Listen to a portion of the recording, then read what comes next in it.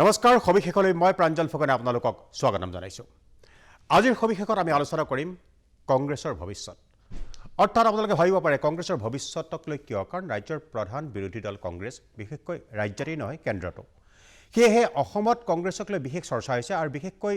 এই ৫টা সমষ্টিৰ উপনিৰ্বাচনত কংগ্ৰেছৰ পৰাজয়ৰ পিছত বিষয়টো আৰু বেছি চৰ্চালৈ আহিছে। বহুতে চিন্তা চৰ্চা কৰিছে আৰু বহুত জল্পনা কল্পনাও চলিছে ২০২৬লৈ কি হ'ব। কংগ্ৰেছৰ নেতাসকলে কৈ আছে হয় ২৬ত আমি দিছপুৰ দখল কৰিম। বিৰোধী ঐক্যৰ প্ৰসংগটো আহিছে, বিৰোধী ঐক্যৰ একাংশ নেতাই কৈছে কংগ্ৰেছ বিশ্বাসঘাতক। বিভিন্ন ধৰণৰ প্ৰসংগ আহিছে আৰু সাধাৰণতে গণতন্ত্ৰত বিৰোধী দলটোৰ ভূমিকা সাধাৰণতে অতি উল্লেখনীয় ভূমিকা হয় আৰু সেই দিশৰ পৰা যদি চাবলৈ যাওঁ তেনেহ'লে কংগ্ৰেছৰ ভূমিকাক লৈ আলোচনা কৰাৰ নিশ্চয় প্ৰাসংগিকতা আছে। সেয়েহে আমি এই বিষয়টো আলোচনা কৰিব খুজিছোঁ যে কংগ্ৰেছৰ ভৱিষ্যত কি, ২০২৬ত দিছপুৰ দখল কৰিব পাৰিবনে? যি গতিত কংগ্ৰেছ বৰ্তমান চলি আছে এই গতিত চলি থাকিলে তেওঁ চৰকাৰ পৰিৱৰ্তনত কংগ্ৰেছ সফল হ'বনে? বিভিন্ন বিষয় আহিব। কিয় উপনিৰ্বাচনত কংগ্ৰেছৰ এই দশা হ'ল, উপনিৰ্বাচনত এই পৰাজয়ৰ কিবা শিক্ষা ল'লেনে কংগ্ৰেছে? বিভিন্ন প্ৰসংগ মই প্ৰথমতে চিনাকি কৰি দিব খুজিছোঁ আমাৰ অতিথিসকলক, যাক আমি মাতি নিমন্ত্ৰণ কৰি নিছোঁ আজি এই অনুষ্ঠানৰ বাবে। আমাৰ ষ্টুডিঅ'ত উপস্থিত আছে অপূৰ্ব ভট্টাচাৰ্য, উপসভাপতি অসম গণ পৰিষদ তথা মুখপাত্ৰ, আব্দুল খালেক, তেখেত প্ৰাক্তন সাংসদ, কংগ্ৰেছৰ এগৰাকী জ্যেষ্ঠ নেতা। আমাৰ ষ্টুডিঅ'ত উপস্থিত আছে জুৰি শৰ্মা বৰদলৈ, বিজেপিৰ মুখপাত্ৰ, আৰু আমাৰ লগত আছে লুৰিণজ্যোতি গগৈ, সভাপতি অসম জাতীয় পৰিষদ। যিহেতু কংগ্ৰেছক লৈ সাধাৰণতে দেখিবলৈ পোৱা গৈছে যে যি দুগৰাকী আছে ব্যক্তি নেতা আমাৰ ইয়াত, দুগৰাকী শাসকীয় দলৰে, বিশেষকৈ জুৰি শৰ্মা বৰদলৈ আৰু অপূৰ্ব ভট্টাচাৰ্য। সেয়েহে মই লুৰিণজ্যোতিৰ পৰা আৰম্ভ কৰিব খুজিছোঁ। লুৰিণজ্যোতি গগৈ, মই আপোনাক প্ৰথমতে সুধিব খুজিছোঁ যে ২০২৬ত কংগ্ৰেছৰ ভৱিষ্যত কি? কাৰণ এইকাৰণে আপোনাক সুধিছোঁ যে আপোনালোকৰ লগত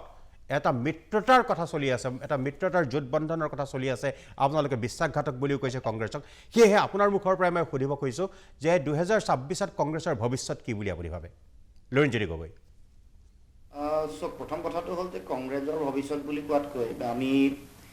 বিৰোধীৰ ভৱিষ্যতটোহে আচলতে মূল কথা। কাৰণ এইটো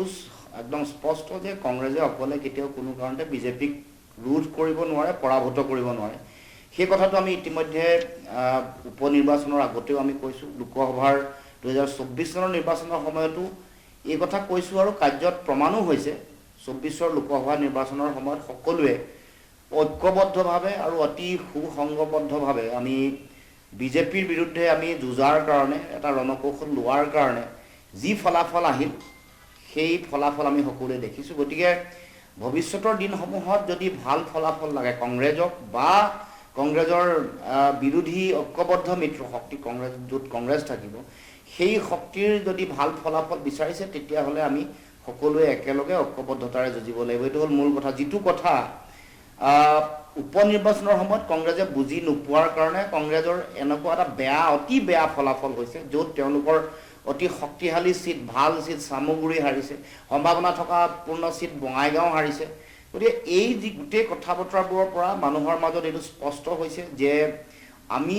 ভাল ফলাফল পাবলৈ হ'লে, বিৰোধীয়ে ভাল ফলাফল পাবলৈ হ'লে শক্তিটো কিন্তু একতা। গতিকে এই কথাটো উপলব্ধি কৰিব লাগিব আৰু কংগ্ৰেছে এই কথা উপলব্ধি নকৰি তেওঁলোকে মিত্ৰতা ভংগ কৰিলে আৰু তাৰ ফল তেওঁলোকে ইতিমধ্যে পাইছে। মোৰ দ্বিতীয় প্ৰশ্নটো লুৰিণজ্যোতি গগৈলৈ যে প্ৰদেশ কংগ্ৰেছৰ সভাপতি ভূপেন বৰাই কৈছে যে তিনি গগৈক একত্ৰিত কৰিম। আপুনি কি ভাবে লুৰিণজ্যোতি গগৈ, যে ভূপেন বৰাই যিটো কৈছে তিনি গগৈক একত্ৰিত কৰিম, তিনি গগৈক একত্ৰিত কৰাৰ ফৰ্মুলাটো সফল হ'বনে তিনি গগৈ একত্ৰিত? প্ৰথম কথাটো হ'ল যে এই যিবোৰ কথা বতৰা তেওঁলোকে কৈ আহিছে এতিয়া, সেই কথা বতৰাবোৰ তেওঁলোকে আচলতে উপনিৰ্বাচনৰ আগতেই বুজিব লাগিছিল। তেওঁলোকে এই কথা সকলোৱে জানে যে উপনিৰ্বাচনৰ নিৰ্বাচনী ফলাফল ভাল আহিলে বেয়া আহিলেও কোনো চৰকাৰৰ সলনি নহয়, হানি বিঘিনি নহয়। গতিকে তেনে অৱস্থাত তেওঁলোকৰ মূল লক্ষ্যটো হ'ব লাগিছিল একতাটো ভংগ কৰাৰ পাছত এতিয়া তেওঁলোকে যিবোৰ বক্তব্য ৰাখিছে এইবোৰ আচলতে মই ভাবোঁ যে নিৰ্বাচন খেলাৰ সময়ত আচলতে কাৰ্যকৰী হ'ব লাগিব। নিৰ্বাচনৰ আগত এইবোৰ কথাৰ উপলব্ধি লাগিব যে আমি একেলগ হৈ যুঁজিলেহে আমি জিকিম। আৰু মই এই কথা কেতিয়াও আগৰ পৰা কৈ আহিছোঁ যে তিনি গগৈৰ যিটো ধাৰণা এইটো আচলতে মানুহৰ মাজত এটা সংকীৰ্ণ গন্ধিৰ মাজলৈ ঠেলি দিয়াৰ বিজেপিৰ ষড়যন্ত্ৰ। আমি বিৰোধী সকলো ৰাজনৈতিক শক্তিয়ে একেলগে আমি যুঁজিব লাগিব, তাৰ কোনো বেলেগ বিকল্প নাই। এইবাৰ কংগ্ৰেছৰ উপলব্ধি কেনেকুৱা হৈছে আমি বুজি পোৱা নাই, কাৰণ আমি এই কথাটো আগতে আমি ভৱিষ্যতবাণী কৰিছিলোঁ। তেওঁলোকে এতিয়া এটা নতুন নেৰেটিভ সৃষ্টি কৰিছে যে কংগ্ৰেছে 41,000 পাইছে, CPIM-এ অকল 5,000 পাইছে, কোনে 5,000 পাইছে, 10,000 পাইছে, কোনে 40,000 পাইছে, এইটো ডাঙৰ কথা নহয়। কাৰোবাৰ 5-10,000 লগত 40,000 মিল হ'লেহে আচলতে বিজেপিক পৰাভূত কৰিব পাৰিব, যিটো কথা তেওঁলোকে বুজি নোপোৱাৰ কাৰণে তেওঁলোকৰ হাৰিয়ানাত ফলাফল বেয়া হৈছে, মধ্যপ্ৰদেশত বেয়া হৈছে, ৰাজস্থানত বেয়া হৈছে, আনকি উপ নিৰ্বাচন এই শেহতীয়া যি নিৰ্বাচন আছে চাব যে ঝাৰখণ্ডতো তেওঁলোকে বেছি চিট ল'লে, কিন্তু ভাল ফলাফল দেখুৱাইছে ঝাৰখণ্ড মুক্তি মৰ্চাই। তাৰ উপৰিও আনকি আমি যিটো মহাৰাষ্ট্ৰতো দেখিছোঁ তেওঁলোকে যথেষ্ট সংখ্যক চিট লৈছে, কিন্তু আশা কৰা ধৰণে কংগ্ৰেছে ফলাফল দেখুৱাবলৈ সক্ষম হোৱা নাই। বিহাৰৰ নিৰ্বাচনতো একে ঘটনাই ঘটিছিল, য'ত তেজস্বী যাদৱ মুখ্যমন্ত্ৰী হ'লে কংগ্ৰেছে অকণমান বেছি চিট নলৈ যদি তেজস্বী যাদৱক বেছি চিটৰ কাৰণে সুযোগ এৰি দিলে হ'লে তেতিয়াহ'লে তাতো সেই ধৰণৰ ফলাফল আহিলে হ'লে। আনকি লোকসভা নিৰ্বাচনত বিহাৰৰ ফলাফল দেখিছে, কংগ্ৰেছে 12টা চিটৰ ভিতৰত 2টা নে 3টা পাইছে, CPIM-ৰ দৰে দলবোৰে 3টা চিট তেওঁলোকক দিছে, 2টাই জিকিছে। গতিকে এই কথাটো খুব ভালকৈ নিৰ্মূল বিশ্লেষণ কৰিব লাগিব, বাস্তৱ পৰিস্থিতি অনুধাৱন কৰিব লাগিব। নিৰ্বাচন গ'ল বুলি এতিয়া আৱেগিক ডাইলগ মাৰি আৱেগিক কথা বতৰা কৈ মই ভাবোঁ যে ভৱিষ্যতৰ দিনসমূহত আমি নিৰ্বাচন জিকিব নোৱাৰিম। তাৰ কাৰণে সেই আমি কোৱা কথাটো মূল কথা আছিল যে আমি ঐক্যবদ্ধ হৈ থাকিব লাগে, এই কথাটো উপলব্ধি কৰা দৰকাৰ আছিল। গতিকে মই ভাবোঁ যে পৰৱৰ্তী দিনসমূহত কি হ'ব কি নহ'ব এইবোৰ আকৌ পুনৰ পৰ্যালোচনা কৰাৰ ব্যাপক প্ৰয়োজনীয়তা আছে। আমি সেইকাৰণে আমি অসম মিত্ৰজোঁটে এই কথা বতৰাবোৰ আলোচনা কৰিম পৰৱৰ্তী দিনসমূহত, কোনে কাৰ কি দৃষ্টিভংগী আছে, দলসমূহৰ কি ভাবে, কেনেকৈ আগবাঢ়িব। কাৰণ এইবোৰ কথাটো এনেকৈ নিৰ্বাচনৰ আগমুহূৰ্তত বাৰে বাৰে তেওঁলোকে কৈয়ে থাকে, কিন্তু নিৰ্বাচনৰ যেতিয়া চিট শ্বেয়াৰিঙৰ কথা আহে, নিৰ্বাচনত যুঁজাৰ কথা আহে, তেতিয়া কথাবোৰ বেলেগ হৈ যায়। গতিকে এই গোটেই কথাটোৰ কাৰণে আমি আন দলবোৰে, কংগ্ৰেছক বাদ দি আন দলবোৰে আমি ল'ব লগা আমি প্ৰয়োজনীয় কৌশল কেনেকুৱা হ'ব, আমি আলোচনা বিলোচনাৰ মাজেৰেহে আমি পৰৱৰ্তী দিনসমূহত আমি চূড়ান্ত কৰিব পাৰিম। ধন্যবাদ লুৰিণজ্যোতি গগৈ, পুনৰ আহিম আপোনাৰ ওচৰলৈ।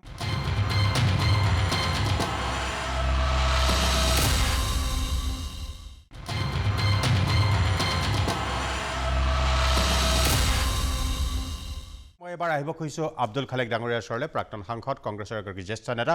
খালেক ডাঙৰীয়া, মোৰ যিটো প্ৰশ্ন আৰম্ভণিতে মই কৰিছিলোঁ, যিটো মোৰ আজি মূল বিষয়, যে আপুনি কি ভাবে যে অসমত কংগ্ৰেছৰ ভৱিষ্যত কি 2026-ৰ প্ৰসংগত?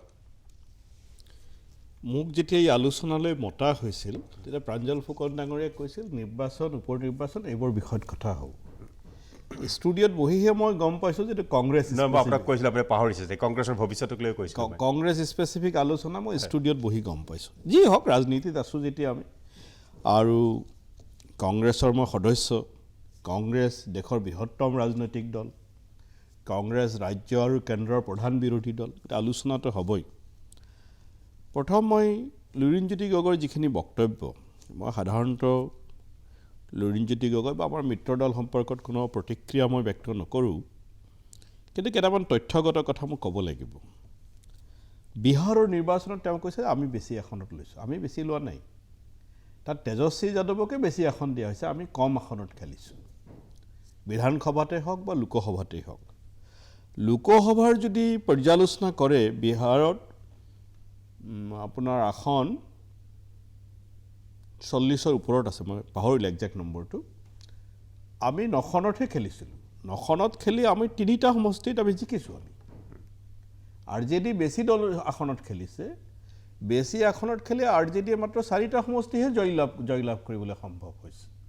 গতিকে ৰেচিঅ'ত যদি চাই, বিহাৰত RJDতকৈ আমাৰহে সফলতা বেছি হৈছে। ঝাৰখণ্ডতো আমি বেছি আসনত খেলা নাই, আমি তাত ছেকেণ্ড পাৰ্টি। ঝাৰখণ্ড মুক্তি মৰ্চা বেছি আসনত খেলিছে, বেছি আসনত জিকিছে। গতিকে তাত আৰু আমাৰো আসন বৃদ্ধি হৈছে ঝাৰখণ্ডত। মহাৰাষ্ট্ৰৰ কথাটো বেলেগ, কাৰণ মহাৰাষ্ট্ৰত ইপ্সিত ফল হোৱা নাই,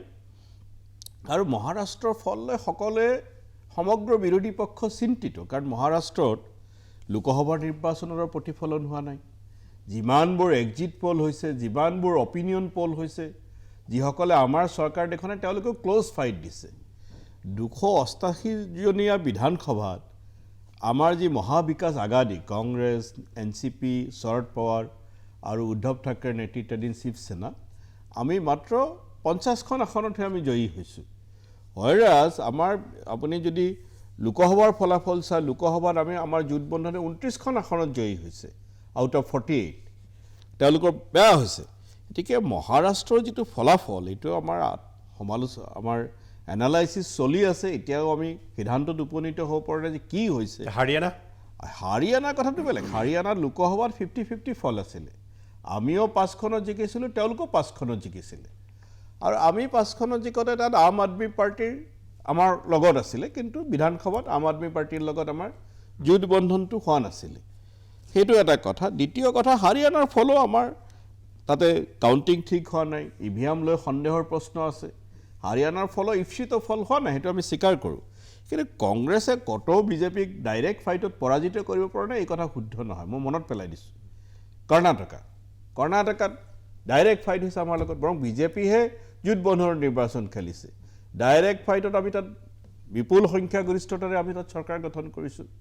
হিমাচল প্ৰদেশ সাধাৰণতে বিজেপিয়ে মেৰুকৰ্ণৰ ৰাজনীতি কৰে হিমাচল প্ৰদেশ এটা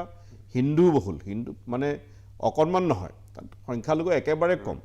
তাতো আমি চৰকাৰ গঠন কৰিছোঁ ডাইৰেক্ট ফাইটত মাজে মাজে আমি ইপ্সিত ফল নাপাওঁ সেইটো বেলেগ কথা গতিকে আমি ডাইৰেক্ট ফাইটতো জয়ী হ'ব পাৰোঁ আজি উপ নিৰ্বাচনত হয়তো কিবা বিভিন্ন কাৰণত যিটো বুজাবুজি হ'ব লাগিছিল সেই বুজাবুজি হোৱা নাই কিন্তু আমি এইটোও চাব লাগিব যে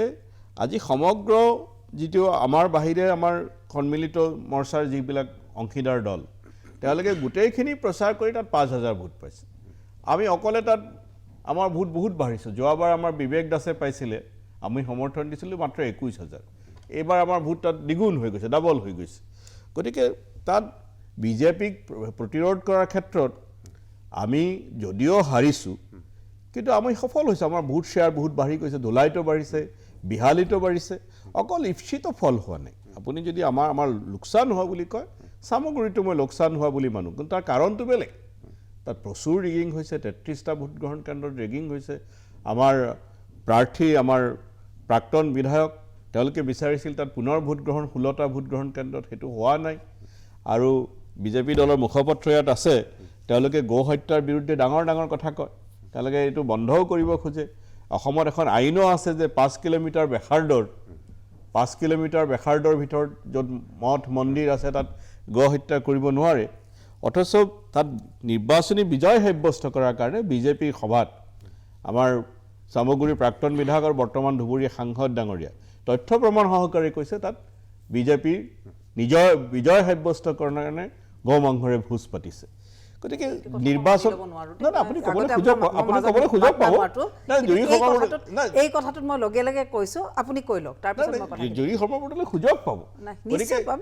এই কথাটোত মই লগে লগে মাত মাতিব লগা হৈছে কাৰণ এটা একেবাৰে ৰাইজক আমাৰ দৰ্শকক বিভ্ৰান্তি কৰাৰ কথা মই বিভ্ৰান্ত কৰা নাই আমাৰ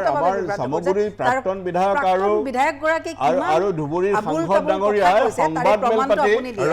সংবাদ মেল পাতি কৈছে সেইটো খণ্ডন কৰা নাই কিন্তু বিজেপিয়ে কাৰণ নিয়ম মতে যদি সেইটো মিছা হয় ৰকিবুল হুছেইনৰ বিৰুদ্ধে বিজেপিয়ে কেছ কৰিব লাগিছিলে সেইটো কৰা নাই কিন্তু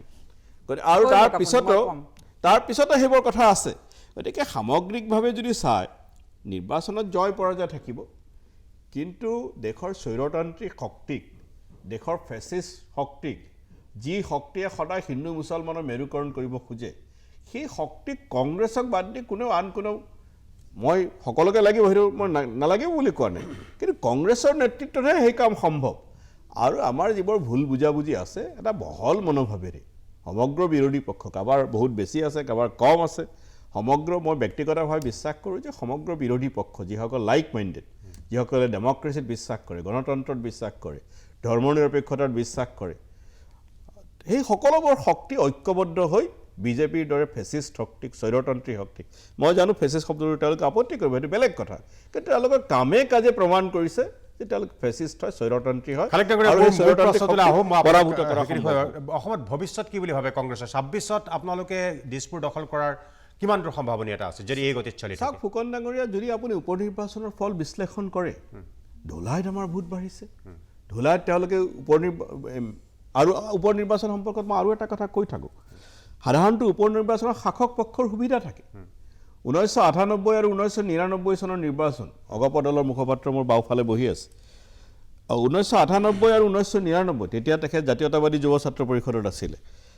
এই দুইটা নিৰ্বাচনত অসম গণ পৰিষদ চৰকাৰত আছিল আৰু অসম গণ পৰিষদে 14খনৰ এখন আসনো জয়ী হ'ব পৰা নাছিলে তাৰ পিছতো যেতিয়া নগেন শৰ্মা ডাঙৰীয়া নিহত হ'ল নগেন শৰ্মা ডাঙৰীয়াৰ আসনখন যেতিয়া খালী হ'ল তাত আমাৰ একেবাৰে দিগ্গজ নেতা আমাৰ প্ৰাক্তন মুখ্যমন্ত্ৰী ডাক্তৰ ভূমিধৰ বৰ্মনক আমি প্ৰাৰ্থী দিছিলোঁ মই অৱশ্যে তেতিয়া সক্ৰিয় ৰাজনীতিত নাই কিন্তু ডাক্তৰ ভূমিধৰ বৰ্মন পৰাজিত হৈছিল আৰু সেই সমষ্টিৰ পৰা নগেন শৰ্মাৰ সহধৰ্মিনী অলকা বাইদেউ তাৰ পৰা জিকি আহিছিলে আকৌ সাধাৰণ নিৰ্বাচনত গৈ সেই আসনখন আমি পাইছোঁ এই উপ নিৰ্বাচনত শাসক পক্ষই সদায় সুবিধা পায় এতিয়াও চাব দুটা মধ্যপ্ৰদেশৰ এটা আসনত শাসক পক্ষ পৰাজিত হৈছে আমি জয়ী হৈছোঁ গুজৰাটৰ এটা সমষ্টিত শাসক পক্ষ পৰাজিত হৈছে আমি জয়ী হৈছোঁ এটা বেলেগ কথা এতিয়া পশ্চিমবংগত তৃণমূল কংগ্ৰেছ গোটেইকেইখন জিকিছে বাকী মেঘালয়ত যিটো সমষ্টি নিৰ্বাচন হৈছে তাত লোকসভাত আমি জিকিছোঁ সেই সমষ্টিৰ বিধায়ক আমাৰ আছিলে এইবাৰ তেওঁলোক জিকিছে শাসক পক্ষৰ সুবিধা এটা থাকে কিন্তু তাৰ পিছতো চাব ধুলাই আৰু বিহালী এই দুইটা সমষ্টি বিজেপি দখলত থকা দুইটা সমষ্টি আমাৰ প্ৰচুৰ ভোট বৃদ্ধি হৈছে আমাৰ বঙাইগাঁৱতেও আমাৰ ভোট বৃদ্ধি হৈছে গতিকে কংগ্ৰেছৰ ভৱিষ্যত আছে কিন্তু কংগ্ৰেছে আমাৰ কি সিদ্ধান্ত হ'ব আমাৰ এতিয়াও পলিটিকেল এফেয়াৰ্ছ কমিটি বহা নাই আমাৰ কাৰ্যনিৰ্বাহক বহা নাই আৰু বহাৰ পিছত এটা সিদ্ধান্ত হ'ব কিন্তু মই ভাবোঁ যে সকলোকে লৈয়ে চলা ৰাজনীতি হ'ব আৰু কংগ্ৰেছৰ নেতৃত্বত 2026 চনত অসমত কংগ্ৰেছৰ চৰকাৰ হ'ব সেই কথা মই বিশ্বাস কৰোঁ খালেক ডাঙৰীয়াই নিজৰ বক্তব্যৰ শেষত পুনৰবাৰ দৃঢ়তাৰে কৈছে যে 26ত কংগ্ৰেছৰ চৰকাৰ হ'ব মই মোৰ প্ৰশ্ন মূল বিষয়টো সেইটো আছিলে যে ভৱিষ্যত কি তেওঁলোকে দাবী কৰি আছে কিন্তু কিমান দূৰ সম্ভৱ এটা বিৰতি ল'ব খুজিছোঁ বিৰতিৰ পিছত মই আহিম অপূৰ্ব ভট্টাচাৰ্য ডাঙৰীয়াৰ ওচৰলৈ তেখেতে কংগ্ৰেছৰ এগৰাকী প্ৰাক্তন নেতা কংগ্ৰেছৰ ভিতৰখন খুব ভালকৈ দেখি আহিছে বৰ্তমান অসম গণ পৰিষদ দলৰ উপসভাপতি সেয়েহে কংগ্ৰেছৰ কি আচলতে ভুলটো ক'ত কিয় ভুল হ'ল কংগ্ৰেছে কি কৰিব লাগিছিল কি কৰা নাই এই কথাখিনি মই তেখেতৰ মুখৰ পৰা শুনিম এটা বিৰতিৰ পিছত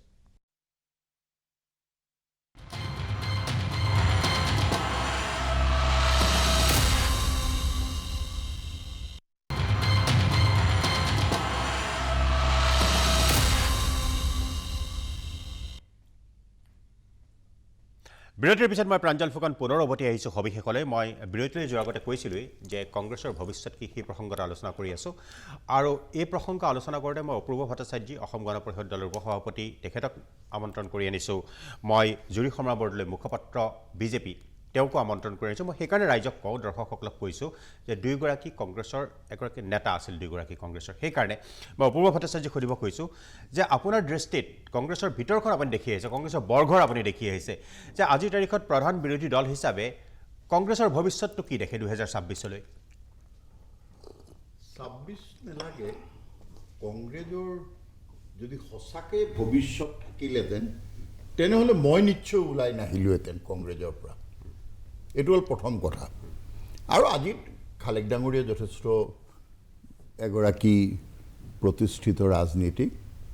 আৰু অসমৰ সমাজ জীৱন সম্পৰ্কেও তেওঁ যথেষ্ট ৱাকিবহাত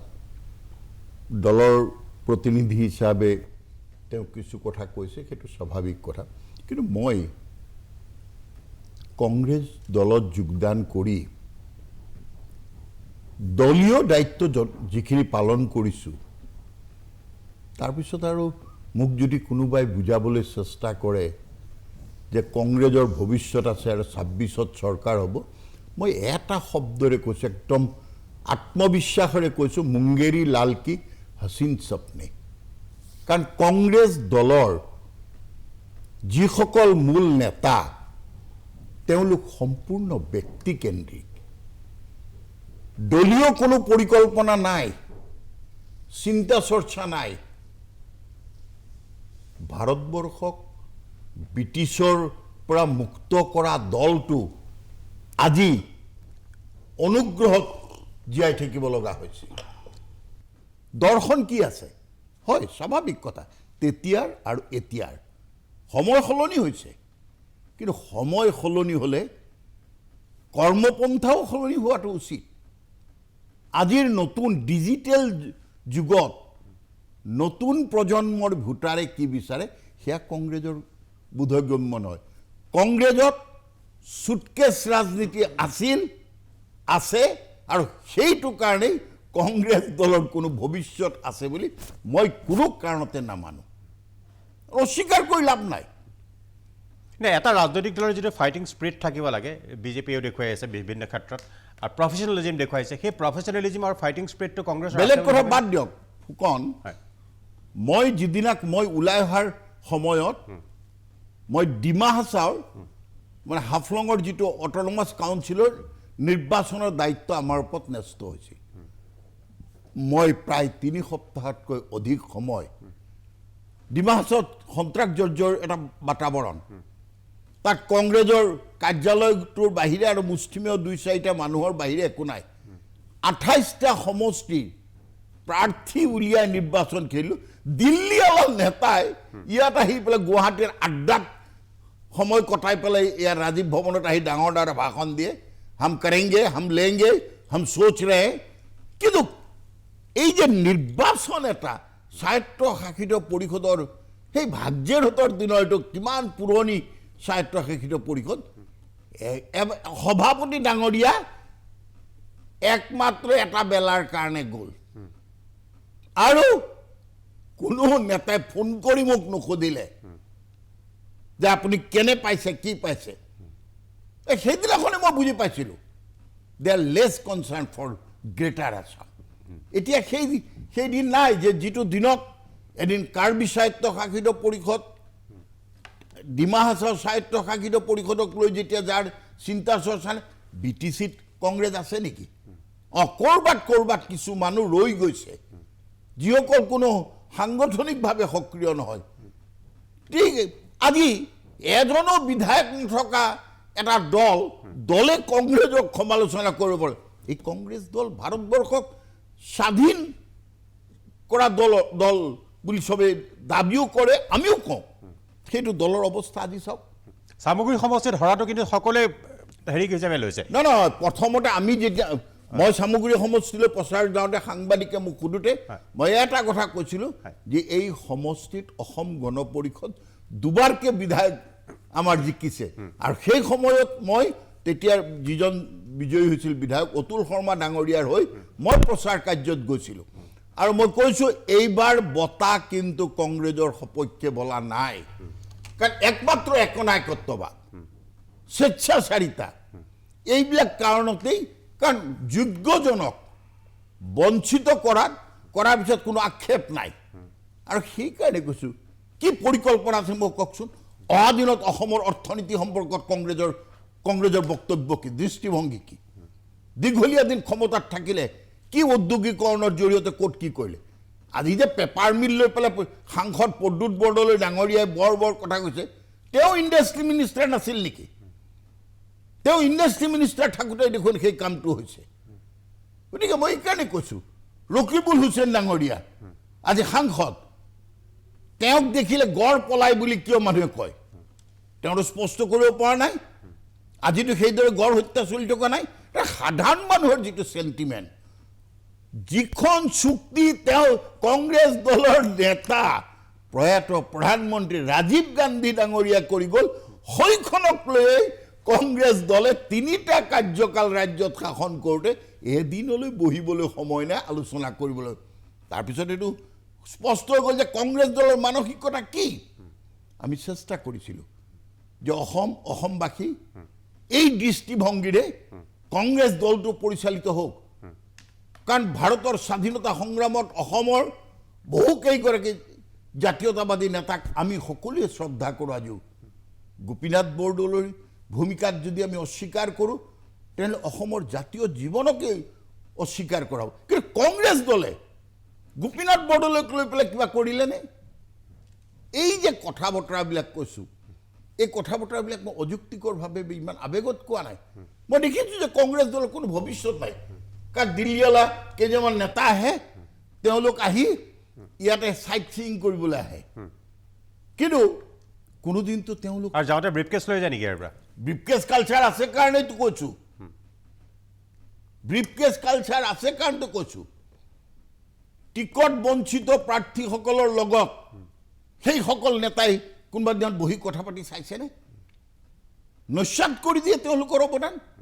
আৰু কংগ্ৰেছ দলৰ ভৱিষ্যত এটা কথা ভাবকচোন এই দলত যোগদান নকৰা মানুহক টিকট দিব লগা অৱস্থা হৈছে এতিয়া বিহালীত জ্বলন্ত উদাহৰণ তাৰপিছত আৰু কি কংগ্ৰেছ দলৰ ভৱিষ্যত আছে বুলি পেলাই ক'ব মানুহ কি কাৰণত আশ্বস্ত হ'ব তাৰ বিপৰীতে অসমৰ মাননীয় মুখ্যমন্ত্ৰী জনদৰদী মুখ্যমন্ত্ৰী ডক্টৰ হিমন্ত বিশ্ব শৰ্মা যিটো 24/7 তেওঁ অসমখনক আগুৱাই নিয়াৰ কাৰণে নিবনুৱাসকলক হয় য'ত সংস্থাপন দিব পৰা নাই তাত তেওঁলোকক আত্মনিৰ্ভৰ আঁচনিৰ জৰিয়তে উৎসাহিত কৰিবৰ কাৰণে মহিলাসকলক কৰ্মমুখী কৰি তুলিবৰ কাৰণে আৰু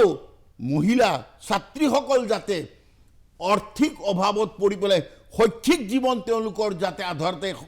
ৰৈ নাযায় সেই এনেকুৱা কথা বতৰাবিলাকক লৈ পেলাই যিজন মানুহে অহৰ্নিশে চিন্তা কৰিছে সেই সময়ত কংগ্ৰেছ দলত সভাপতি কোন হ'ব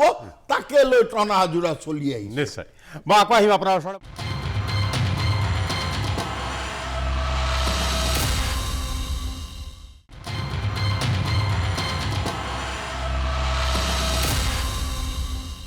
মই জুৰি শৰ্মা বৰদলৈৰ ওচৰলৈ আহিছোঁ জুৰি শৰ্মা বৰদলৈ একেটাই প্ৰশ্ন কাৰণ কংগ্ৰেছৰ ভিতৰখন আপুনিও দেখি আহিছে আপুনি কি ভাবে বৰ্তমান আপুনি বিজেপিৰ এগৰাকী নেত্ৰী মুখপাত্ৰ কংগ্ৰেছৰ আচলতে কাৰণটো ক'ত যে কিহৰ কাৰণে আজি প্ৰধান বিৰোধী দল হিচাপে কংগ্ৰেছৰ ওপৰত কিছুমানে আশা কৰে যে পৰিৱৰ্তন যদি আহে কংগ্ৰেছে কিবা এটা কৰক ফাইটিং স্পিৰিট এটা দিয়ক ক'ত কংগ্ৰেছে কিহৰ কাৰণে ভৱিষ্যত নাই বুলি কয় বহুতে প্ৰথম কথাটো মই কংগ্ৰেছৰ ভৱিষ্যতৰ কথা মই ক'বলৈ নাযাওঁ কাৰণ কংগ্ৰেছৰ নেতা আমাৰ খালেক ডাঙৰীয়া আছে তেখেত যথেষ্ট অভিজ্ঞ কংগ্ৰেছত আমিও কংগ্ৰেছৰ ভিতৰ চৰা দেখা পাইছোঁ যদিও মই এতিয়া বিজেপিত থকাও বহু বছৰ হ'ল এতিয়া বিজেপিৰ কথাহে মই ক'বলৈ ইয়ালে বিজেপি মানে না কংগ্ৰেছৰ মই খুদ নাই একাৰে খুদিম মই আপোনাৰ প্ৰশ্ন দিছো যে আপুনিও কিবা এটা বেয়া পাই এৰি থৈ আহিছে কংগ্ৰেছ আপোনাৰ প্ৰশ্নৰ উত্তৰটো দিম কিন্তু তাৰ আগতে মই দুটামান কথা কৈ লোৱা উচিত সেইকাৰণে মই কথাখিনি কৈছোঁ আমাৰ খালেক ডাঙৰীয়া দুটা কথা ক'লে যাৰ প্ৰত্যুত্তৰ মই দিবলৈ খুব বাধ্য হৈছোঁ প্ৰথম কথাটো তেখেতে ক'লে যে কংগ্ৰেছে হিমাচল বা কৰ্ণাটকাত নিজাববীয়াকৈ ষ্ট্ৰেইট ফাইট দি পেলাই জিকিছে যিটো খুব গৌৰৱেৰে তেখেতে কথাটো কৈছে মই বৰ ভাল পাইছোঁ কাৰণ তেখেতে নিজৰে এটা কথাত ধুনীয়াকৈ তেখেতে স্পষ্টৰে ক'লে যে তেওঁলোক য'ত জিকে তাতে ইভিএমটো শুদ্ধ য'ত তেওঁলোক হাৰে তাতে ইভিএমৰ ব্যৰ্থতা বা ইভিএম গণ্ডগোলীয়া এই কথাটো তেখেতৰ উত্তৰত তেখেতে নিজেই নিজৰ এটা দিলে যে মহাৰাষ্ট্ৰত হাৰা বা হাৰিয়ানাত হাৰা ইভিএমৰ গণ্ডগোলৰ কথা তেখেতে কৈছিল বা চামুগুৰিত হাৰা ৰিগিঙৰ কথা কৈছে যেতিয়া তেওঁলোক হাৰে এনেকুৱা ধৰণৰ তেওঁলোকে আবুল তাবুল কথা কয় যা হওক তেখেতৰ এইটো তেখেতে উত্তৰ দিবই বাৰু মই সেইটো আৰু বেছি কথা নকওঁ আপুনি ক'লে যে কংগ্ৰেছৰ ভৱিষ্যত কি কংগ্ৰেছৰ ভৱিষ্যতৰ কথা ভট্টাচাৰ্য ডাঙৰীয়াই ক'লে অপূৰ্ব ভট্টাচাৰ্যই যে যদি অন্ধকাৰ নহ'ল হয় আমাৰ নিচিনাকৈ যিবোৰ আমি সঁচাকৈ নিষ্ঠাৰে কাম কৰা ময়ো NSYৰ পৰা কাম কৰিছোঁ যুৱ কংগ্ৰেছ কৰিছিলোঁ এটা সময়ত তাৰপিছত এটা সময়ত জিলা সভাপতি হৈছোঁ নেশ্যনেল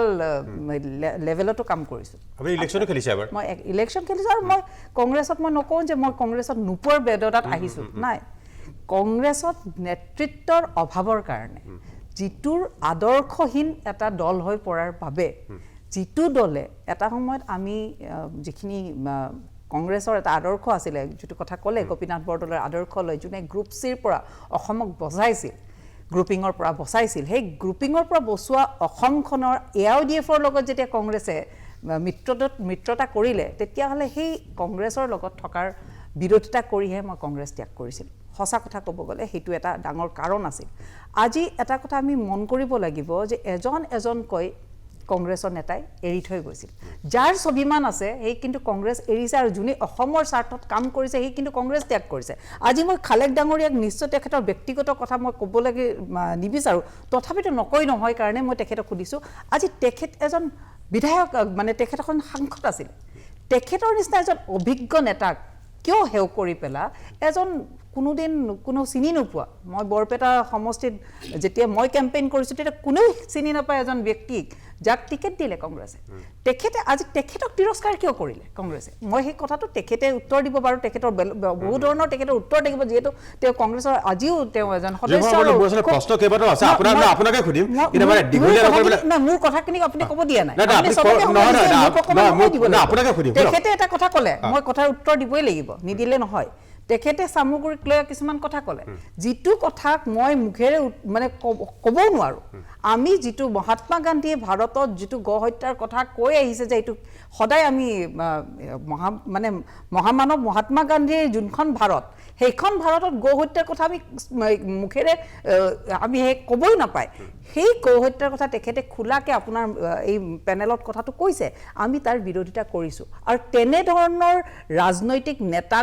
ৰকিবুল হুছেইনৰ প্ৰেছ মিটৰ আমি প্ৰতি উত্তৰটো দিছোঁৱেই বিজেপিয়ে তাৰ প্ৰতি উত্তৰটো ভোটৰ যোগেৰে ৰাইজে দিলে যে এনেধৰণৰ কথা কোৱা এনেধৰণৰ আবুল তাবুল কথা কৈ দৰ্শক বা ৰাইজক বিভ্ৰান্তি কৰা সেই নেতাক তিৰস্কাৰ কৰিছে বা সেই নেতাক আজি উচ্ছেদ কৰিবৰ কাৰণে বিজেপিৰ পক্ষত ৰাইজ আহিছে বিজেপি মই এটা কথা আৰু ক'ব লাগিব আমি হৈছোঁ ভাৰতীয় যিখিনি ভাৰতীয় জনতা পাৰ্টিৰ সদস্য বা ভাৰতৰ যিখিনি ৰাইজ তেওঁলোক হৈছে সনাতনী সংস্কৃতিৰ লগত থকা সনাতনী সংস্কৃতিৰ লগত যি ৰাইজ থাকে সেয়া ৰাইজ ধৰ্ম নিৰপেক্ষ হ'বই সেইটো আপুনি শিকাব নালাগে আজি এটা সনাতনী সংস্কৃতিত থকা বা হিন্দু কমিউনিটিত থকা যদি আপোনাৰ 10 ঘৰ থাকে তাতে নহয় মুছলিম সম্প্ৰদায়ৰ মানুহ এজনে নিৰাপদ হিচাপে থাকিব পাৰিব কিন্তু মুছলিম ৰাজ্যত বা মই এনেকৈ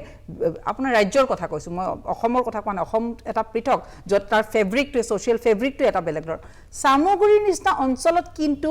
মাইনৰিটিও এইবাৰ বিচাৰ কৰিছে যে যিটো বিজেপিয়ে সবকা সাথ সবকা বিকাশ সবকা বিশ্বাস সেইটো হৈছে আমাৰ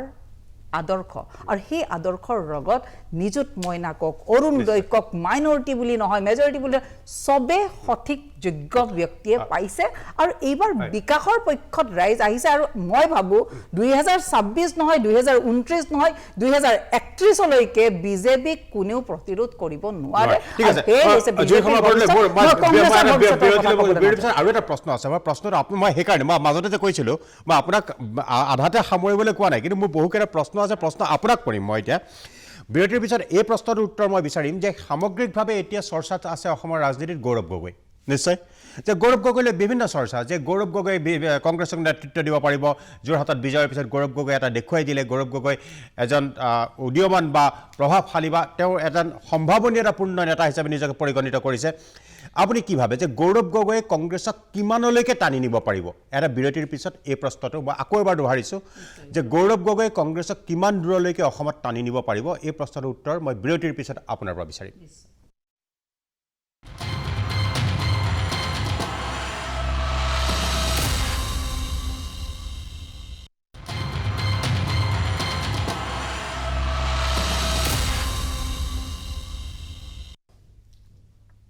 বিৰতিৰ পিছত মই প্ৰাঞ্জল ফুকন পুনৰ উভতি আহিছোঁ সবিশেষলৈ আজিৰ সবিশেষত আমি কথা পাতি আছোঁ অসমত কংগ্ৰেছৰ ভৱিষ্যত কি কাৰণ কংগ্ৰেছে দাবী কৰি আছে খালেক ডাঙৰীয়াই কিছু সময় আগতে ক'লে যে 2026ত আমি দিছপুৰ দখল কৰিম বা ক্ষমতা দখল কৰিম অসমত যে এই কথাটোক লৈ যে কংগ্ৰেছে বাৰম্বাৰ দাবী কৰি আহিছে যে আমাৰ ভৱিষ্যত উজ্জ্বল দিছপুৰত ক্ষমতা দখল কৰিম এটা প্ৰধান বিৰোধী দলৰ লৈ ৰাইজৰ আশা আকাংক্ষা থাকে বহুত মই এই কাৰণে এই বিষয়টোৰ সম্পৰ্কত আলোচনা কৰিছোঁ মই জুৰি শৰ্মা বৰদলৈক পুনৰ সুধিব কৈছোঁ যিটো প্ৰশ্ন মই দুটামান কথা কৈলোঁ মই এই প্ৰশ্নৰ উত্তৰটো লৈ লওঁ নহ'লে মই পাহৰি যাম মই উত্তৰটো লৈ পেলাই আপোনাৰ ওচৰত যাম এটা উত্তৰ কাৰণ মই দৰ্শকক কৈ দিলোঁতো আপুনি ফেয়াৰ কৰিব লাগিব নহয় মই দৰ্শকক কৈ দিলোঁ কিটো প্ৰশ্ন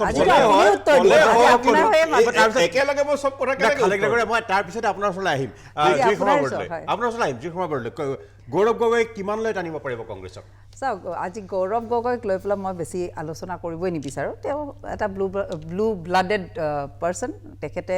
আজি কোনো সংঘৰ্ষ দি ৰাজনীতিত অহা নাই প্ৰয়াত আমাৰ মুখ্যমন্ত্ৰী তৰুণ গগৈ মোৰ যথেষ্ট সন্মানীয় এজন ইমান চৰ্চা কিয় গৌৰৱক লৈ মই কৈ আছোঁ আজি তৰুণ গগৈৰ জৰিয়তে তেখেত আহিলে ৰাজনীতিত MP হ'ল তাৰপিছত আকৌ এবাৰ তেখেত MP এইবাৰ প্ৰথম তেখেতৰ এটা ইলেকশ্যন আছিলে ন' ডাউট তেখেত এটা উদ্যমান যুৱক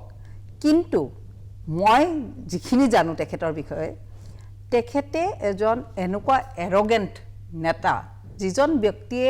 আজি যিটো বিৰোধীৰ এটা মিত্ৰজোঁট হৈছিল সন্মিলিত অসম তাৰে চবকে নস্যাৎ কৰিলে তেখেতে নিজাববীয়াকৈ এজন একেবাৰে তেখেতৰ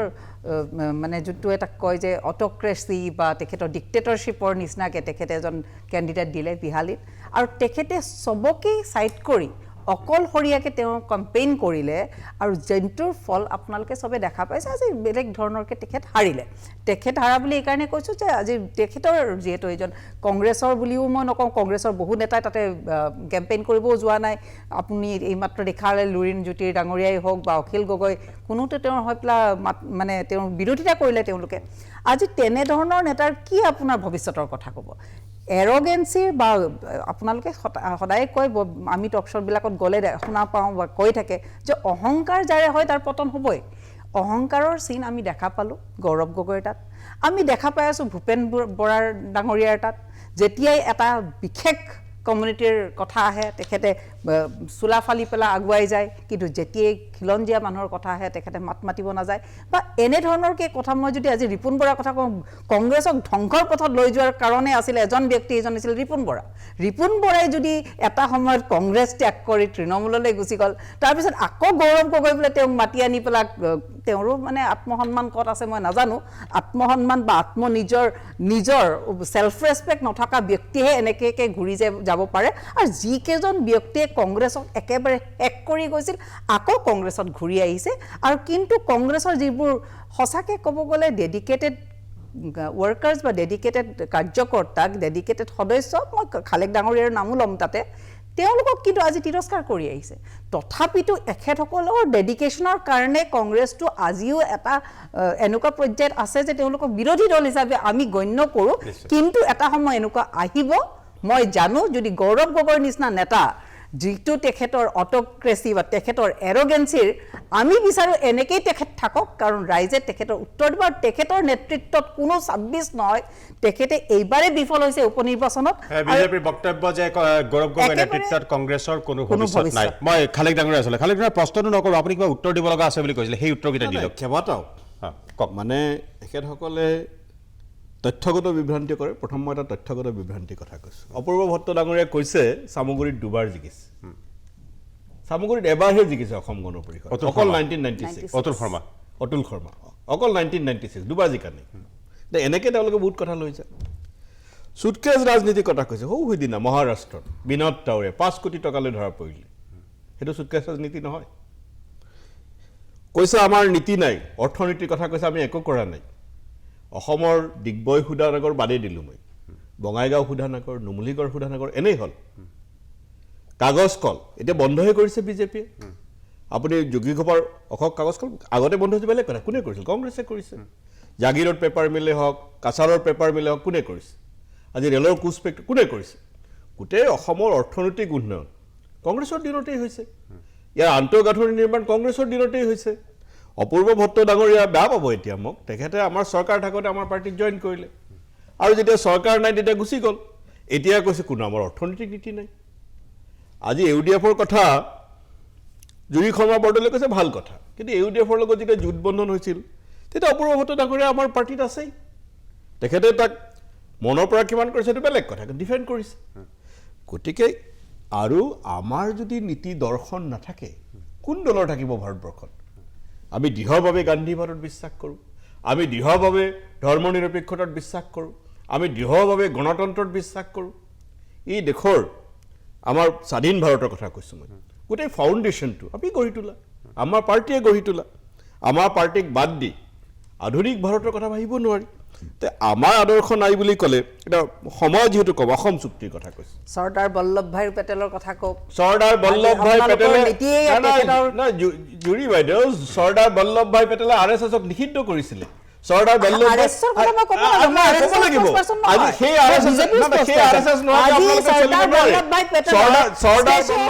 পেটেল মহান নেতা আৰু চৰ্দাৰ বল্লভভাই পেটেলে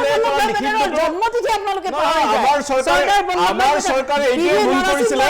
জ্বলাবৰ কাৰণে এজন ব্যক্তি সুকাম নাগৰে নিশ্চয় আপুনি 2 সময় দিব চৰ্দাৰ বল্লভভাই পেটেলে এজন প্ৰধানমন্ত্ৰী আছিল আৰে মোক কব দিলে চৰ্দাৰ বল্লভভাই পেটেলে ৰাজ্যৰ ৰাজনীতি তেখেতে কৈছে নহয় বল্লভভাই পেটেলৰ সেই নিষিদ্ধকৰণ প্ৰত্যাহাৰ নহলে ভাল আছিলে আমি প্ৰত্যাহাৰ কৰি দিলো আমি ভুগি আছো এতিয়া কাৰণ আমাৰ চৰকাৰে কৰিছিলে চৰ্দাৰ বল্লভভাই পেটেলে সঠিক উপলব্ধি কৰিছিলে যে RSSৰ দৰে সংগঠন যদি ভাৰতবৰ্ষত কাম কৰি থাকে ভাৰতৰ অখণ্ডতা বিপন্ন হ'ব ভাৰতৰ যি বৈচিত্ৰ্যময় সংস্কৃতি বিপন্ন হ'ব ভাৰতৰ সাতাম পুৰুষীয়া যি এই সনাতনী আমিও বিশ্বাস কৰোঁ কিন্তু সনাতনী যি পৰম্পৰা সৰ্বধৰ্ম সমভাৱ সেই সৰ্বধৰ্ম সমভাৱ বিপন্ন হ'ব সেই কথা আমি কৰবাত ভুল কৰাৰ কাৰণে RSSৰ দৰে শক্তি বৃদ্ধি হ'ল আৰু আজি দেশত আজি দেশৰ ঘৃণা হিন্দু মুছলমান ৰাজনীতি অসম কংগ্ৰেছৰ প্ৰফেচনেলিজমৰ অভাৱ নেকি অসম চুক্তি কথা হৈছে অসম চুক্তি কথা অপূৰ্ব ভট্টাচাৰ্যৰ অসম চুক্তিৰ কথা কৈছে অসম চুক্তিৰ প্ৰসংগত অসম গণ পৰিষদৰ দুবাৰ চৰকাৰ আছে অসম গণ পৰিষদৰ দুবাৰ চৰকাৰ থাকোঁতে ত্ৰিপাক্ষিক বৈঠক হোৱা নাই তৰুণ গগৈ ডাঙৰীয়া মুখ্যমন্ত্ৰী থাকোঁতে ডক্টৰ মনমোহন সিং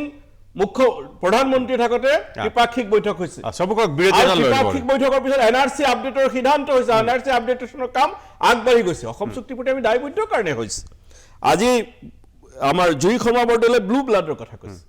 আমাৰ ক্ষেত্ৰত হ'লে তেওঁলোকে ব্লু ব্লাডৰ কথা কয় বাছৰি স্বৰাজৰ ব্লু ব্লাড নাই আপোনাৰ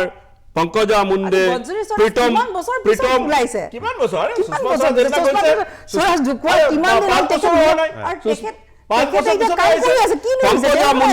পংকজা মুণ্ডা প্ৰীতম মুণ্ডে দুষ্যন্ত সিং মেনকা গান্ধী বৰুণ গান্ধী একেলগে এইবিলাক অকল আমাৰ নেতাসকলৰ যেতিয়া হয় জুৰি শৰ্মা মই ৰাহুল গান্ধী প্ৰিয়ংকা গান্ধী আজি আপোনালোকৰ কিহৰ কাৰণে আগবাঢ়ি নাযায় আপোনালোকৰ নিচিনা আপোনালোকৰ নহয় নেকি অলপ চমু কৰা ডিষ্টাৰ্ব কৰিছে মোক কওঁতে যদি হস্তক্ষেপ কৰিব তেতিয়া মই কেনেকৈ ক'ম গতিকে আজি এই আৰু য'ত আমাৰ ভোট বৃদ্ধি হৈছে বিহালীৰ কথা বিহালীৰ কথা বাৰে ভোট বৃদ্ধি হ'লে সেইটো বিফলতা হয় নেকি আজি আৰু গৌৰৱ গগৈ ডাঙৰীয়া বৰ্তমান আমাৰ সভাপতি নহয় তেখেত AICC ইনচাৰ্জ নহয় টিকট দিওঁতে তেখেতৰ ৰিকমেণ্ডেশ্যন থাকিব পাৰে কিন্তু টিকট AICC দিয়ে টিকট APCC ৰিকমেণ্ডেশ্যন মতে হয় আৰু তেওঁ সন্মিলিত মৰ্চাৰ লগত কেনেকৈ কথা পাতিব কাৰণ তেওঁ যিহেতু দলৰ ইয়াত নেতৃত্বত নাই তেওঁ বিহালীৰ যিটো আমাৰ কমিটি আছিল সেই কমিটিৰহে সভাপতি গতিকে এই ক্ষেত্ৰত তেওঁ কৰিব লগা একো নাই কিন্তু এই আটাইবিলাক কথা আমাৰ দলৰ মজিয়াত নিশ্চিতভাৱে আমাৰ আলোচনাত আমি সিদ্ধান্ত ল'ম কিন্তু আজি বিজেপি আজি এখেতসকলক অপূৰ্ব ভট্ট তাত আহিব বিৰতি লৈ পেলাই অপূৰ্ব ভট্ট চলাই এটা বিৰতি লৈ লৈছোঁ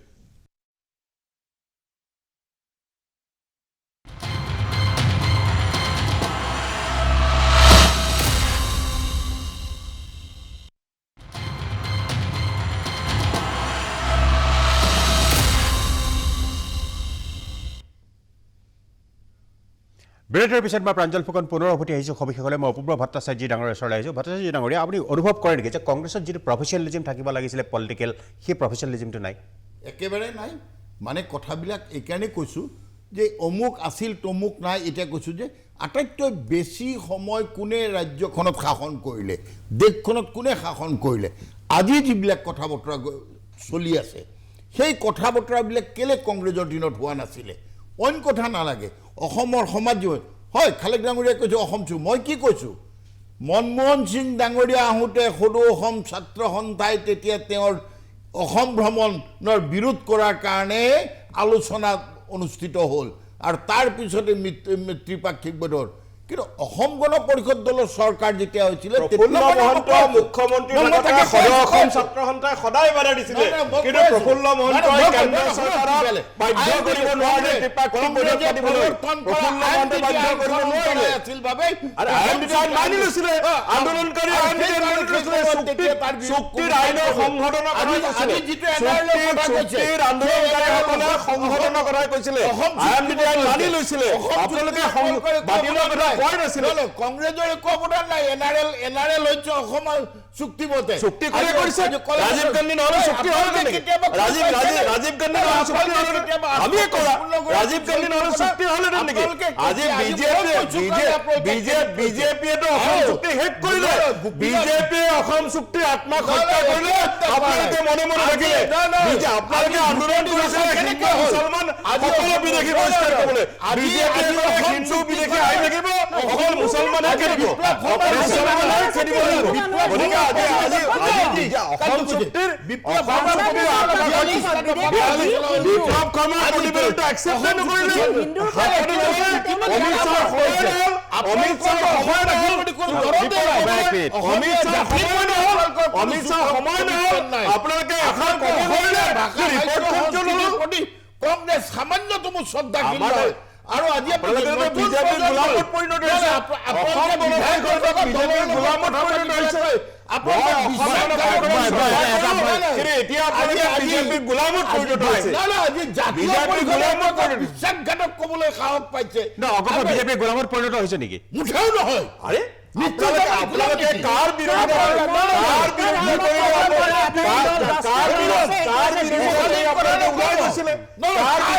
ওলাই গৈছিলে আপোনালোকে কাৰ ভোট দিলে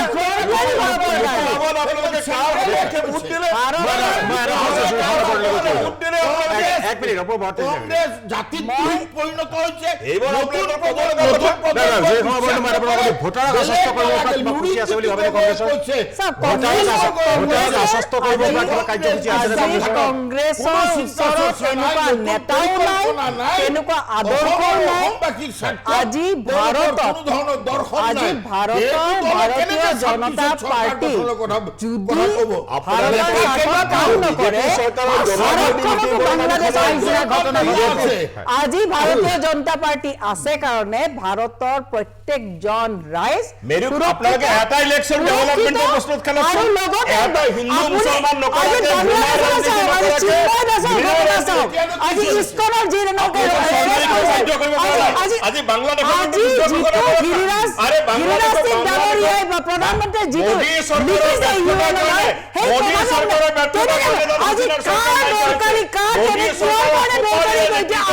বুজি পাইছে আজি ভাৰতৰ যি সনাতনী সংস্কৃতি ৰাইজৰ সুৰক্ষাৰ কাৰণে দৰকাৰী হিন্দুৰ সুৰক্ষালৈ মূৰৰ বিষ নাই মূৰৰ বিষ থকা হলে বাংলাদেশ চৰকাৰে বাধ্য কৰিলে বাংলাদেশ চৰকাৰে বাধ্য কৰিলে আপোনালোকে এতিয়া আপোনালোকে কয় সেই ৰোহিংগিয়াৰ আপোনালোকে হকে খালাক ডাঙৰে মাত মাতে মাতে আপুনি মাতিছে আপোনাৰ ৰেকৰ্ড কৰি দিব পাৰিব মোৰ নাম আছে ৰোহিংগিয়াৰ হকে মাত মাতে আমি সেই হিন্দু যাৰ পৰা এট্ৰচিটি হয় সেয়া যদি শৰণাৰ্থী কৰে বাংলাদেশী হিন্দু আফগানিস্তানৰ কোনো বেলেগ পইণ্টলৈ হওক জুৰি শৰ্মা বৰদলৈ হওক খালেক হওক আবুল খালেক বহুত প্ৰশ্ন উত্তৰ দিয়ক কংগ্ৰেছ আচলতে ত্যাগ কৰিব লাগে কাৰণ কংগ্ৰেছৰ ভৱিষ্যতৰ একেবাৰে অন্ধকাৰ মই দেখা পাইছো মিত্ৰতা মানে এডজাষ্টমেণ্ট কংগ্ৰেছৰ আব্দুল খালেক শেষ প্ৰশ্ন ভোটাৰক আশ্বস্ত কৰিব পৰা কি কাৰ্যসূচী আপোনালোকৰ আছে? কাৰ্যসূচী আছে কিন্তু কাৰ্যসূচী কনভিন্স কৰিব লাগিব ভোটাৰক যে আমাক দিয়ক আমি